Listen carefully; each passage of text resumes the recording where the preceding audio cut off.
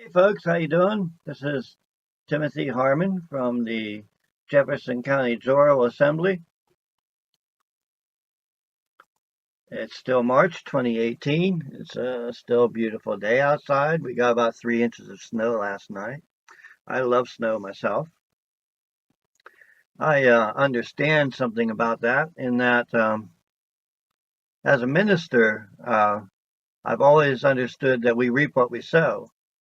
And when people go around complaining, especially if you have a lot of people saying, "Oh, I wish it would stop raining. I wish it would stop snowing."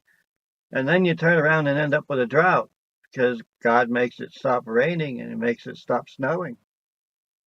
So think about what you're speaking whenever you say things from now on. It's very important. Every word that you speak is creating something.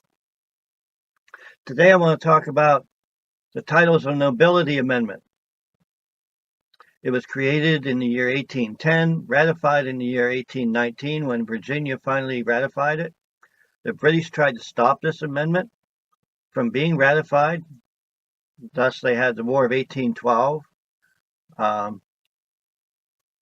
What it says is very simple. If any citizen of the United States shall accept, claim, receive, or retain any title of nobility or honor, or shall without the consent of Congress accept or retain any present, pension, office, or emolument of any kind whatever from any emperor, king, prince, or foreign power, such person shall cease to be a citizen of the United States and shall be incapable of holding any office of trust or profit under them or either of them. So, this 13th Amendment still stands strong today. So, you will not find this in the Constitution of the United States. You will find it in the original Constitution for the United States of America, and under the second Constitution, it would have been under the Constitution of the United States from 1789 up until it was removed after the Civil War. Now, why is this important? Because all bar attorneys who are attorneys at law, they're called Esquire. Esquire is a name of nobility. That means they are not allowed to hold any public office. No attorney named Esquire can hold public office. The only reason that they get away with it is because of the corporation. They work within the corporation. The corporation that was created after the Civil War is called the United States of America, all capital letters. That corporation is the one that they work within. Okay, so the word bar means British Accreditation Registry. So yes, all these lawyers and attorneys are under British authority. British authority. They don't even work for you guys. These attorneys who are part of the Bar Association do not work for you. They work for the judge. They work under British equity law, British equity courts, which is corporate law. It is not public law. They try to make you think it is, but it's not, because common law is public law in the United States of America under the Republic. So they do everything according to the corporation democratically. I explained this on a different video. We are a republic. The government is a democracy. It's two different things. They are exact opposites. You take 100 people from a jury. They pick 14 and 12, 12 being the jury with 2 alternates, and 8 out of 12 are in your favor, you win. In a democracy, you have to have 51%, and then 49% loses. So a republic and a democracy are completely different. We, the people, are a republic. the corporation called the United States of America is a democracy. The government works as a democracy, and if you vote in that democracy, you are part of their corporation. I'm not a voter. I don't want to vote in their corporation. All right? I would suggest that you not vote in their corporation. Because when you sign that voter registration, that makes you a part of their corporation, which makes you a federal employee. Then you have to pay income tax. Then you're going to end up paying property tax. Then you're going to end up paying wage tax. Then you're going to be this and that, and you're going to be liable for to have a license for your automobile and registration and insurance. Oh yeah, sign that voter registration. Go ahead. That's exactly what you're getting when you do that. And I'm sorry to say it's messed up, but that's the way it is. All right, so moving on. The Titles of Nobility Act was written in 1810. Everybody signed it. All the states signed it except Virginia. And Virginia didn't get to sign it until 1819. That's when it was ratified.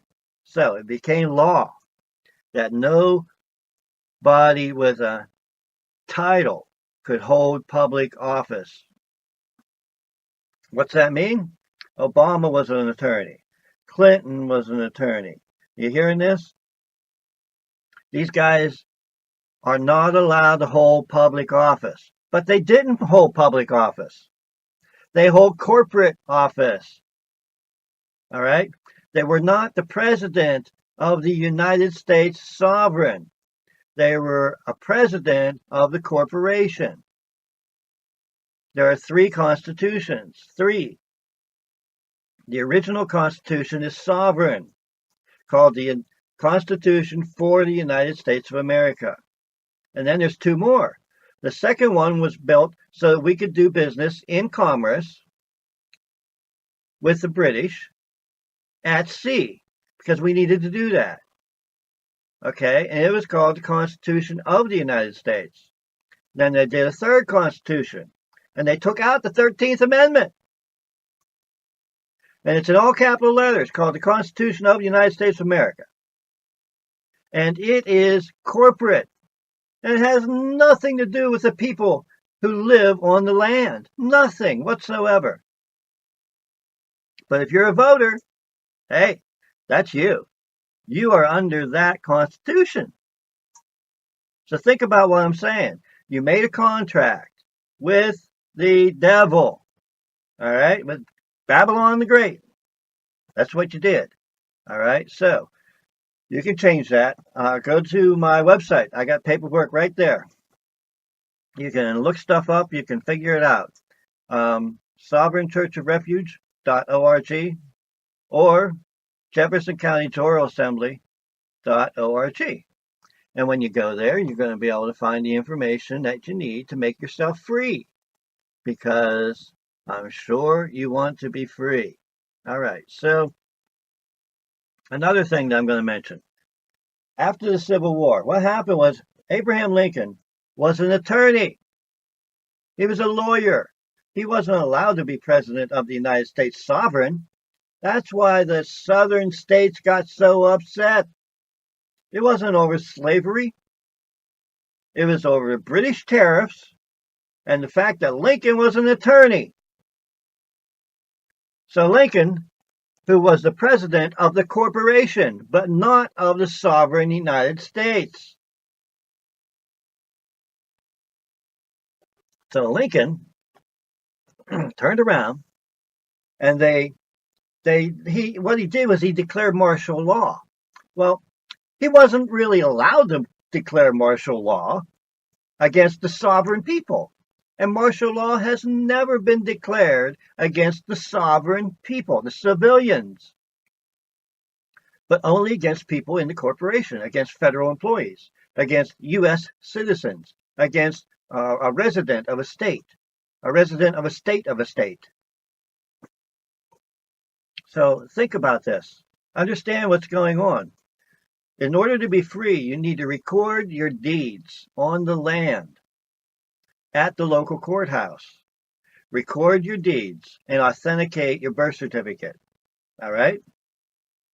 So what the military did and was they basically took over everything. For the last 150 years, the military has been in control. Now, who's in charge of the military? The president. That's why Obama got away with so much garbage, folks. It wasn't because he just.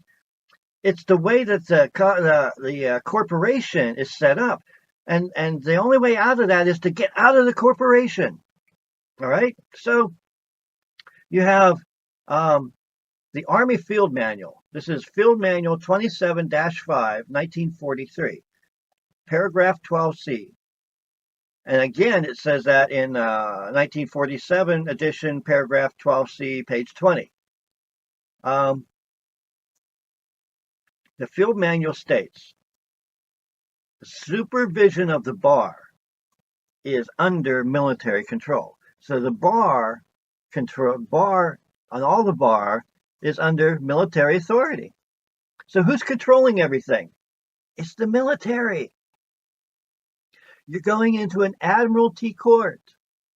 Admiralty being the jurisdiction of the sea. An admiralty court or a maritime court, which is the inland seas. That's Coast Guard. The other is the Navy. Okay, so it's a military. And then you're doing that in a British equity court. British is in commerce. So Britain and the Navy are the same thing. They're the same. So you have a British equity court. All right. So you have all these bar members are under the control of the military. Oh my. So basically, all these guys, what they're doing is they're committing these crimes. They're committing the crime of personage, and they're committing the crime of barratry. Barratry is they're part of the bar association, and they're doing business with actual men, and they're not allowed. They're supposed to do everything in commerce, and they're not allowed. They're committing fraud. All right. So I have a list here of some of the things that they're doing. Malicious tort fraud, theft by deception, identity theft, of course, enslavement, kidnapping, because they kidnap people, put them in prison all the time for doing nothing wrong. They say, oh, you're using drugs. Well, the Constitution didn't say I couldn't use drugs. I like Carl Lentz when he talks about drugs. He says, well, that's my happy powder. It's happy powder. See, it's not that it's cocaine. They call it cocaine. You call it happy powder. It's what they do is deceptive. They try to get you into their courts. Stay out of their courts. If you never have to go to court, don't go to court.